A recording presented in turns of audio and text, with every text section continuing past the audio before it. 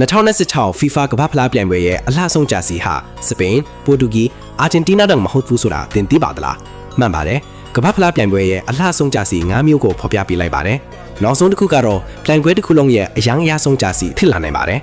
နံပါတ်5ပြင်သစ်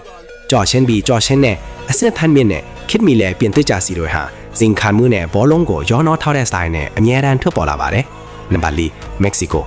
ဒီဇိုင်းနဲ့ပတ်သက်လာရင်မက္ကဆီကိုဟာဘယ်တော့မှစိတ်ပျက်စရာမရှိပါဘူးသူတို့ရဲ့ထူးခြားတဲ့အယောင်ပေါင်းစပ်မှုတွေနဲ့ပုံစံတွေကြောင့်သူတို့ရဲ့ဂျာစီတွေဟာအမကန်ပါပဲနံပါတ်3ဘယ်လ်ဂျီယမ်အစွမ်းထက်တဲ့အနီရောင်စတိုင်ကြတဲ့အသေးစိတ်အချက်လက်တွေနဲ့ရန်လိုတဲ့အသွင်ပြင်ဘယ်လ်ဂျီယမ်ဂျာစီတွေဟာအမြဲတမ်းစွမ်းအားရဲ့အရေးအယောင်ကိုပြောတတ်နေပါတယ်နံပါတ်2ဘရာဇီးရဲ့အထင်ကြီးအဝါရောင်ဟာဘောလုံးသမိုင်းမှာအထင်ရှားဆုံးဂျာစီတွေထက်ကတစ်ခုထိရှိနေစေပါတယ်